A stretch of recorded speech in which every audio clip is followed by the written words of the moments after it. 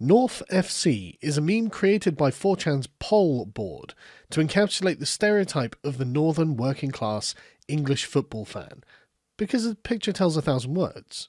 This is the north of England.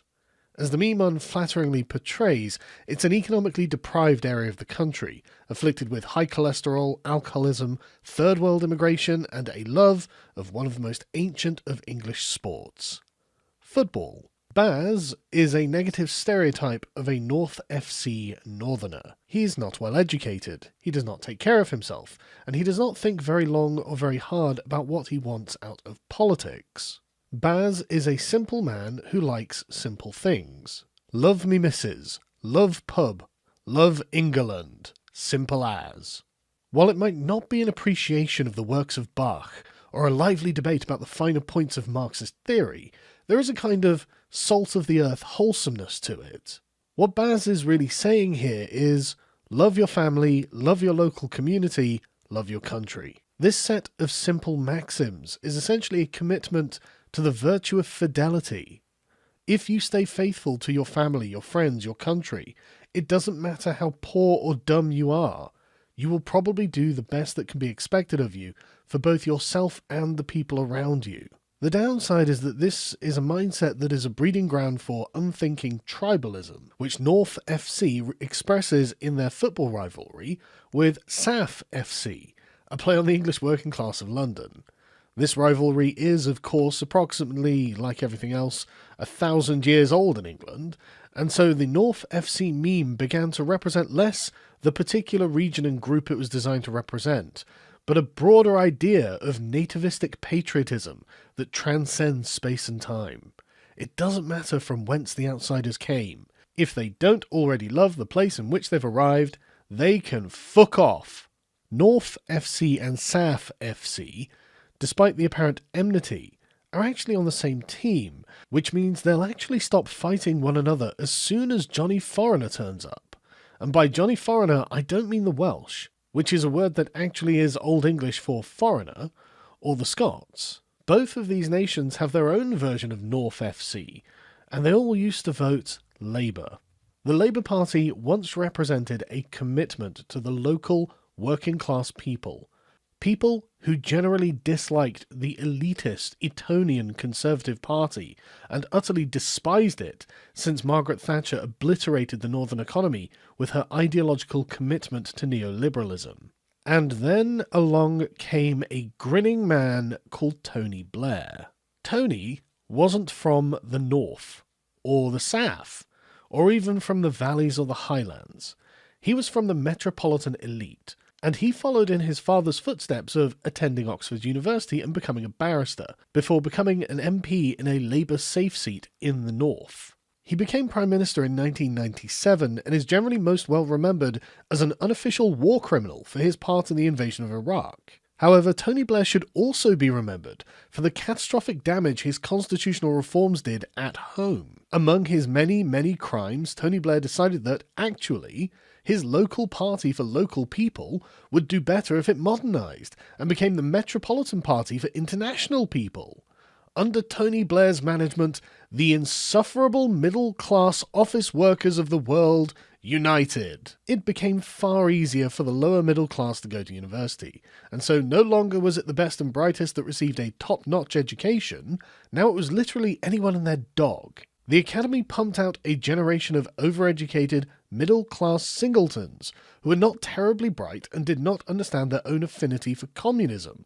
And the thing about these modern faux communists is that they are really, really progressive. These lefty tossers, as they are commonly known, settled into the dull life of modern office serfdom, and punctuated the meaninglessness of it all with an occasional trip to somewhere that they had been reliably informed was culturally important, supplemented with some half-hearted social media activism that manifested as a kind of anti-patriotic tribalism. The worst of them decided to slide all the way down the slippery slope and arrive at a very dark place. Can the neo-anarcho-syndicalist fringe stick together, please? This is not the time for disputes. This was a place in which it wasn't that one's partner or friends or family or home or country was sacred. It was that these were all actually forms of oppression, And so the lefty tossers who went full radical ended up looking like a bizarro world reflection of Norf FC.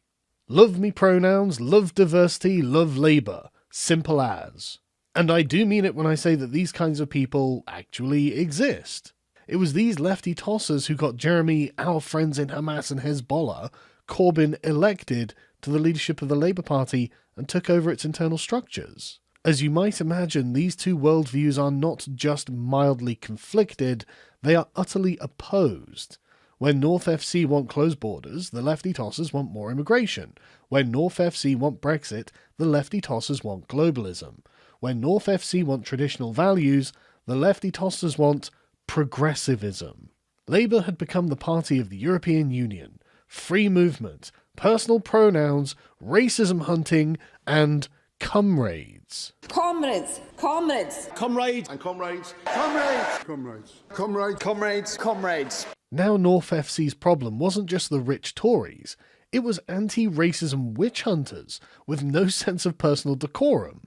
And while racism was everywhere, it was most heavily concentrated in those evil, white, working-class communities of stupid, Islamophobic, Brexit-voting, woman-hating gammons. I'm gonna go home later, have some roast gammon, just having a lovely little chat with him. Oh yeah?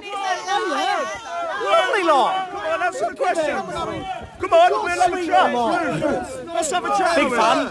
Hiya, mate. All right. Come on, say hello, you famous. Oh, It's brutal out here. How many? Look at them. North FCers suddenly had to defend themselves against bizarre allegations of bigotry of every stripe. More importantly, the character of the Labour Party shifted so that class grievances were far less important than race, gender, religious or sexual grievances. LGBT plus community, LGBT plus young people. And refugees. This is crucial in a time of rising racism. And as far as the millennial progressives were concerned, the primary perpetrators of these heinous moral crimes was socially conservative North FC. It only took 5 years of Jeremy Fidel Castro was a champion of social justice Corbyn to convince North FC that the Labour Party was actually a fifth column against the British people, in some way opposed to the United Kingdom. The Southern Fairies had finally subverted the Northern units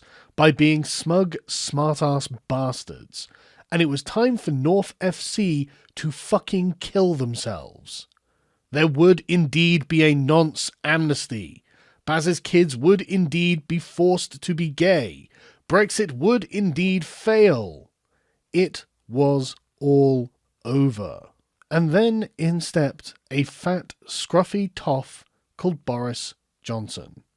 Boris looked like North FC after it had been dragged through Eton. He was a Tory, obviously, but he seemed to be game for a laugh. He is apparently unashamed to wave a British flag and actually seems to like North FC. He seems to have a sense of humour about himself, even if nobody can understand a goddamn word that he's saying. When I was in we're mayor of London, we built a beautiful, Proper, proud British. Doesn't seem to be afraid to give it a go and get stuck in, even if he ends up looking like a prat. After years of being berated for being racist, homophobic, Islamophobic right-wingers by lefty tossers, while immigrants turned their neighbourhoods unrecognisable, communist Fruit Loops advocate that they chop their sons' dicks off, and Muslim gangs raped their daughters, Boris looked like a ray of fucking sunshine. Even though he was a Tory, he actually seemed to be on their side. Not only that, but he actually seemed to have a plan as well, and he actually seems excited to be getting on with it. I say to all the doubters, dude, we are going to energise the country. We're going to get Brexit done. And as we quickly found out from Labour Party talking heads, Boris had been on North FC's side of the argument for years now. Does he still think that gay people should be called bum boys? Does he still think that equal marriage should be compared to three men marrying a dog? Does he still believe that black people should be called pickaninnies with watermelon smiles? Does he still think that it's acceptable to compare Muslim women to bank robbers and to letterboxes? Sign me the fuck up, thought North FC. And in December 2019, the brainlet communists of the Labour Party got absolutely destroyed live on air as North FC took revenge on a political party that had stabbed them in the back. Norf FC voted with their gut for the things that they thought they could rely on, and one of those things seemed like the kind of guy who idolises Winston Churchill. Boris would put those bum boys' letterboxes and pickaninnies back in their place, no problem. It'll be just like old times. Britain isn't bad, it's actually bloody great. We export French knickers to France. And that kind of pig-headed self-belief has seen Britain through far worse than what's happening now, lad. That's it, it's a done deal. No Remainers, no Labour, no nonces. Vote Tory, simple as. Simply going back to the failed politics of yesterday, the discredited ideologies of the past, is no way to meet the challenges of the future. And John,